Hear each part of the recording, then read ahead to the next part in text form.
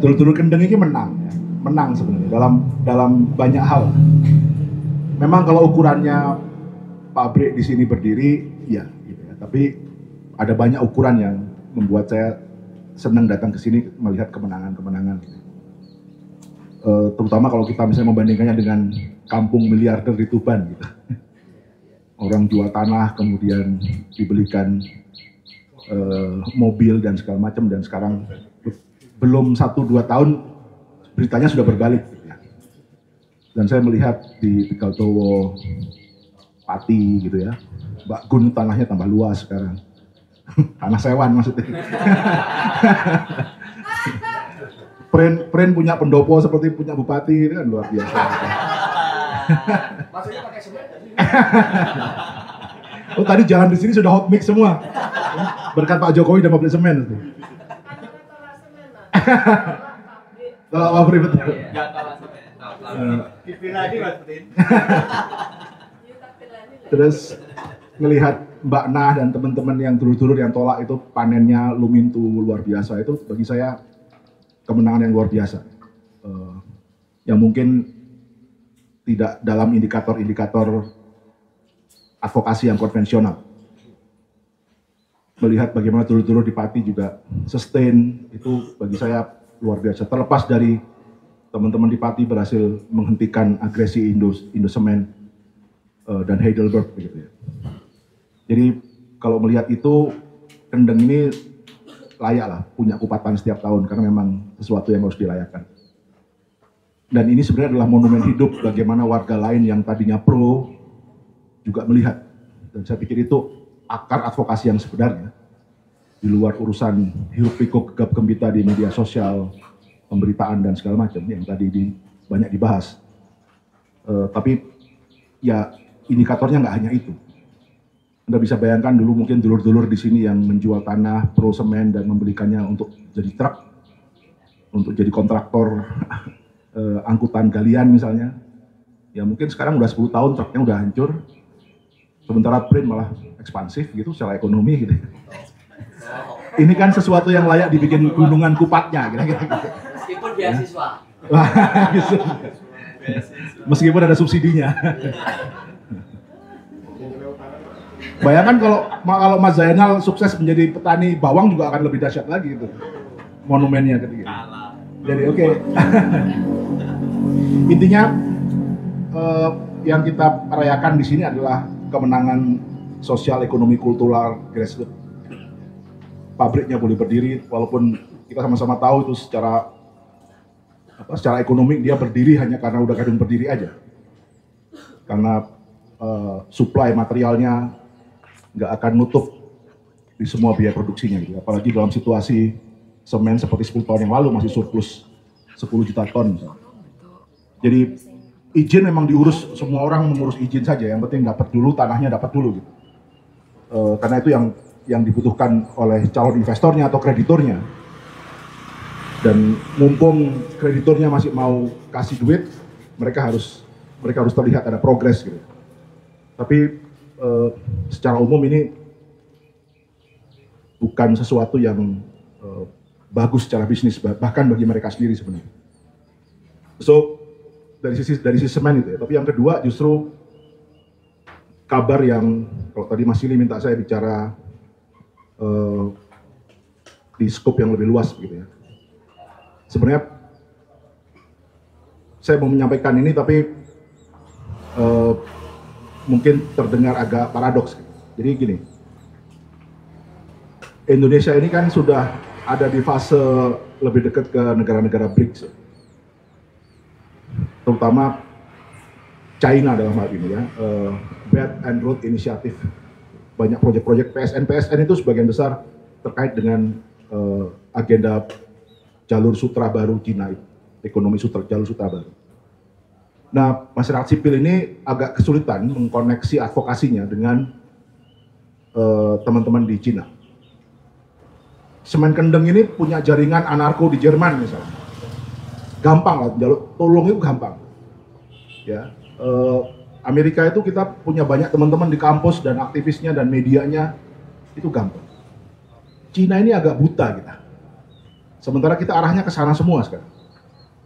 Dari mulai nikel di Maluku Utara, di Sulawesi, kemudian Papua, itu sekarang investasinya, pendulum investasinya lari ke China, sampai ke infrastruktur dan segala macam. Nah ini kita nggak punya teman masyarakat sipil. Jadi tantangannya di sana. Kalau soal krediturnya ya sama-sama lah gitu ya. Walaupun ada yang bilang, ya tapi setidaknya kalau Eropa Amerika itu masih ada safety guard, human right, environment, sementara Cina ini los-losan, ini low grade investment.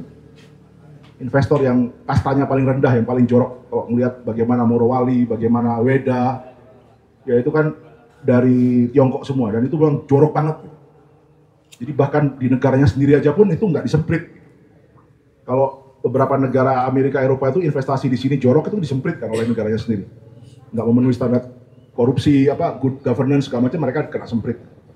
Di Jerman kita masih bisa advokasi mempengaruhi pemegang saham semen, Heidelberg semen ketika itu Mbak Gun kampanye di sana ditulungi dulur-dulur, masih bisa kita tekan. Nah ini gelombang investasi baru yang masyarakat sipil, kita nggak punya dulur-dulur di sana. Saya belum punya dulur di Beijing, di Guangzhou, saya belum punya. Ya kan? Kecuali mungkin kita bikin partai komunis lokal di sini, mungkin ada temennya di sana. Kita buka cabang, PKC cabang Nusantara, itu mungkin sudah punya temen. Tapi ini problem ya. Jadi dari sisi masyarakat sipil problem. Lalu yang kedua, dengan perang dagang yang dilancarkan Amerika, termasuk menyasar Indonesia, kita emang nggak punya saudara tua lagi selain ke Beijing kira-kira.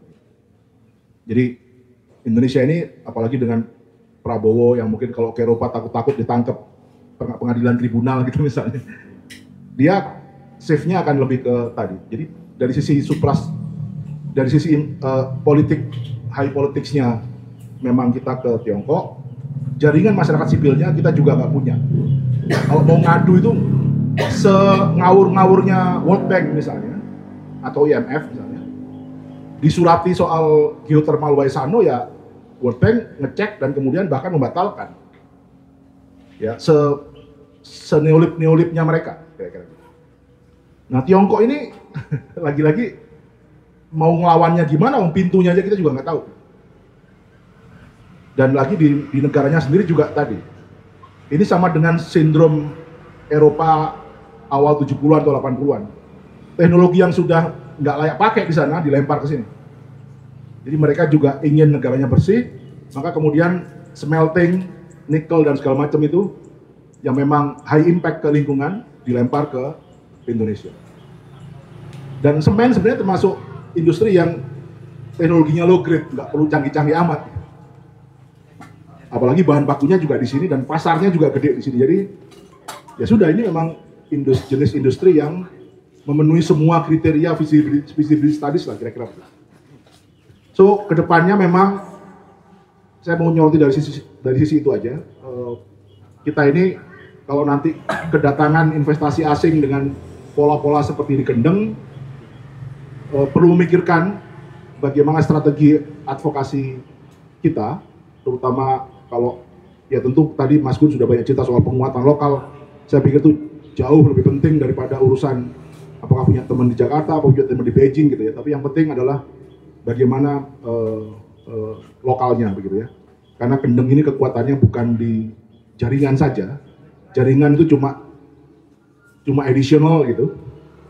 Kendeng ini adalah cerita tentang bagaimana kekuatan lokal yang bahkan sebelum datangnya para NGO, para anarko, pemain film, pembuat film, mereka sudah beranarkoria. Betul, jadi orok sejak dalam DNA gitu, anarko sejak dalam DNA gitu. Jadi ini yang menurut saya perlu diamplifikasi. Jadi bukan cerita soal yang tadi Mas Gun sampaikan itu memang penting ya, soal jaringan dan segala macam. Tapi ya mungkin Mas Gun nggak enak kalau menepuk dada sendiri. Sebenarnya kekuatannya adalah bagaimana dulur-dulur sejak 2006 di mana namanya Pati, Sukolilo sampai sekarang di sini. Nah, dulur-dulur di Blora, Wonogiri mungkin akan punya coraknya sendiri. Ya, tidak harus ikut sama gitu. Tapi yang bisa dipelajari adalah justru penguatan internal. Karena kalau internal kuat, yang luar ini juga enak. Apalagi yang luar ini senengnya bela yang kuat kan. Ngapain belain orang mau kalah, kira-kira gitu kan. Jadi wes Siti arep kalah wes nyapa teko gitu kan. Malah awake dhewe rusak. Jadi orang banyak datang ke Kendeng ini sebenarnya karena sudah melihat buah yang sudah siap dipetik. Ini low hanging fruit kira-kira gitu ya. Ini bukan sesuatu yang gersang secara gerakan. Makanya banyak yang datang itu supaya melok-melok tenar gitu, termasuk saya gitu, kira-kira gitu.